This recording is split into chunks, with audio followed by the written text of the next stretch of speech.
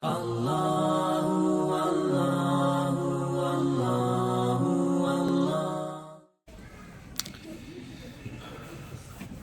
ar-Rahman ar-Rahim wa salatu wa salamu ala rasulihil kareem. Amma ba'd.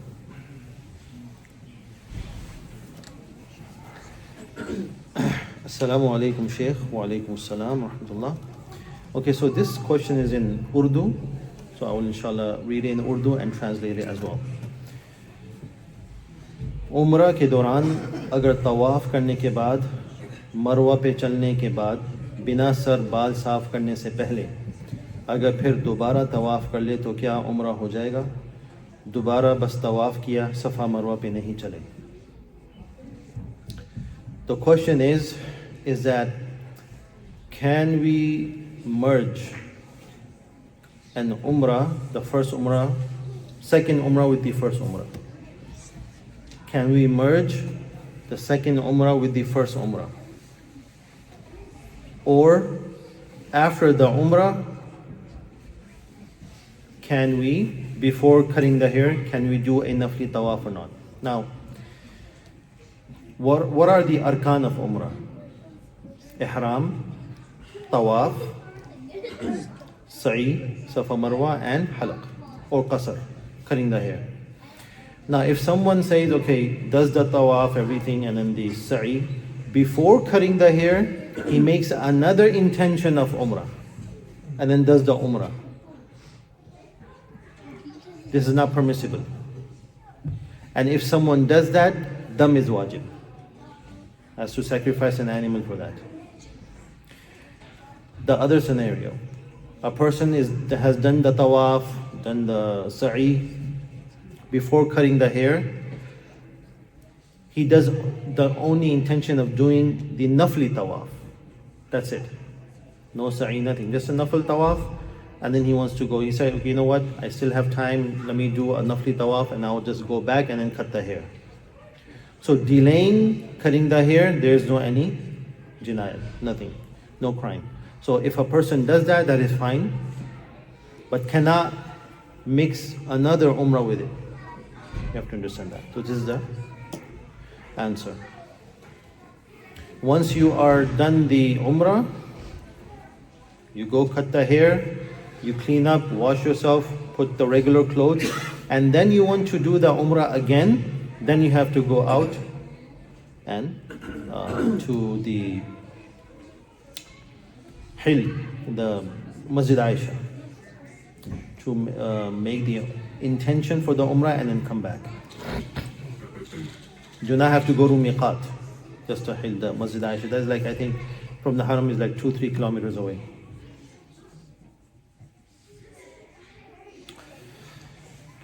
Another Urdu question, mashallah, okay.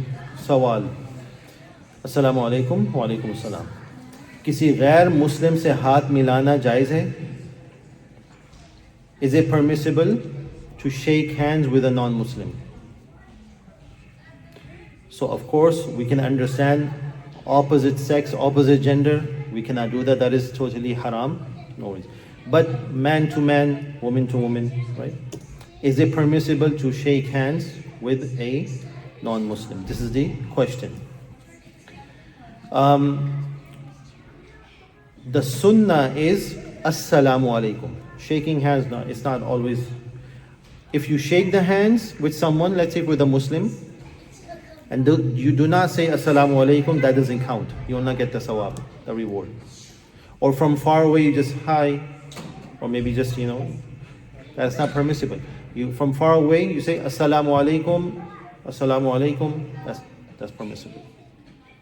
But just doing like this, saying nothing to the Muslim, it's not permissible.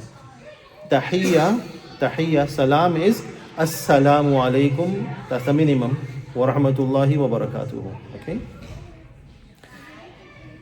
About the non-Muslim, it is not permissible to say assalamu alaikum, to initiate a salam to a non-Muslim, saying assalamu alaikum to them.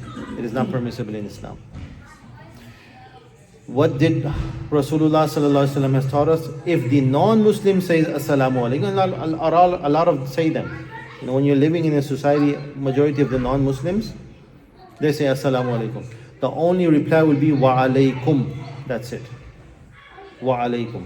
It comes in the hadith. Hadith in Bukhari. عن أنس بن مالك رضي الله عنه قال قال النبي صلى الله عليه وسلم إذا سلم عليكم أهل الكتاب فقولوا وعليكم. That's it. Right? So the reply will be wa alaykum. It is not permissible to say wa alaykum assalam or to initiate saying assalamu alaykum. Shaking hands is totally permissible. Hi, hello, whatever it is.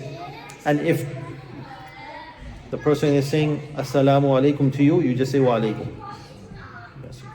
That's the sunnah way.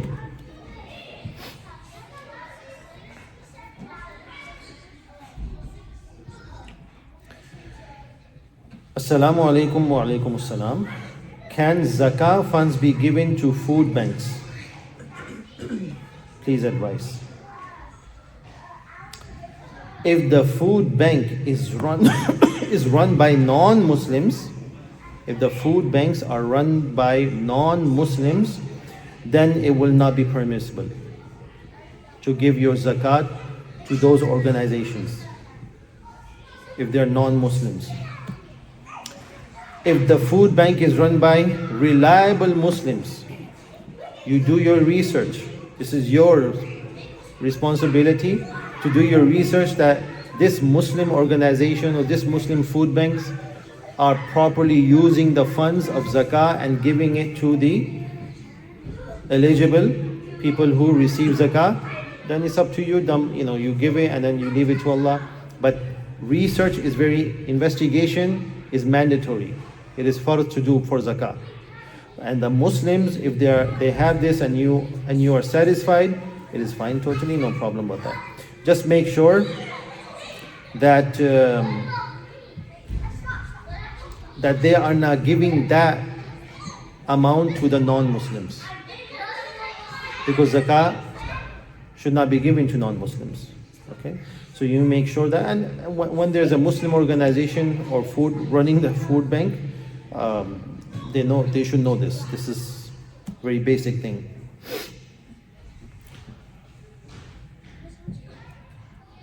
And the other thing is, one is with the condition that the funds are not given to, or the food that is purchased with the zakah money is not given to the non-Muslims. And the other thing that we need to understand, a condition, is that the funds may not be used for extra expenses or overhead costs. Very important to understand that. It is specifically used for the people, those Muslims who are in need and who are eligible for zakat. Because zakat money is you have to be very careful with that funds. Other sadaqat, that is fine. You can just, even though you can give it to a non-Muslim anyways. Those ways, right? That's it for today, inshallah. Wa akhiru da'wana alhamdulillah.